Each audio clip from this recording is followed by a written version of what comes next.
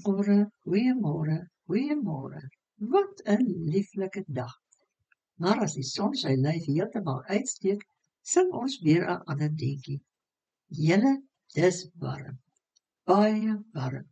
Maar ek mag nie kla nie. Ek kla oor die winter. Ek noem dit maar net, so tussen my en jou. Gelukkig het ek 'n afkoel dingetjie. Ai, ek was gister so opgewonde soos 'n graateentjie wat skool toe gaan. Julle sal my nie glo nie.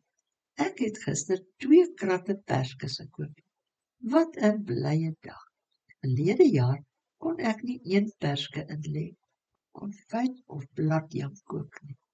Dit was asof ek 'n arm of 'n been verloor het. Wat 'n katarsis. Maar hierdie jaar, ek koop toe 2 kratte perskes. Laatmiddag begin ek. Alles reg geskuif, al die nodige versnapperings onder uit die kas gehaal, neem 'n tuig, van die skilproses moet begin. Die dag is amper verby. Die perskes baie. 2 kratte is min, maar wag as jy 2 uur die middag moet begin en jy is alleen, dan word dit baie.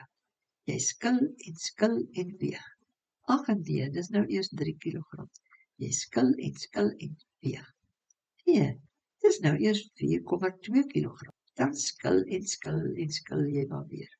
Uiteindelik, dis 5 kilogram.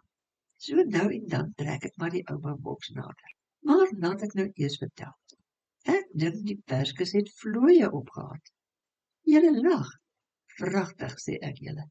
Ek het net begin skil toe juk my arm. Ek krap. En toe juk die ander arm. Ek kyk, sien niks. Krap. Later is dit die poarm. Die nek. Agter op die nek. Ek sien niks. My been. Die ander been. My maag. Ek kyk en kyk. Maar 'n mens sien mos nie maklik 'n vlooi nie. Jy voel net die gejuk. Dis naderhand so 'n gejuk dat ek nie meer kan stil sit nie. Ek wou net gaan bad. Toe dink ek gaan my sommer so 'n bietjie ouma boks smeer. Dit brand bietjie, maar dit bring verligting. Neem sommer self daarvan en skil voort.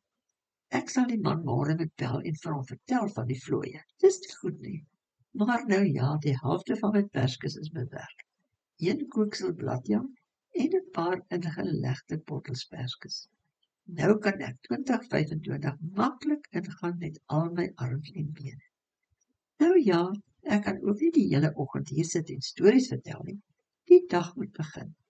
My eerste koppie polisie koffie in en die voëls moet nog kos kry voor ons kerk toe kan gaan. Hoop elkeen het 'n heerlike rustige Sondag.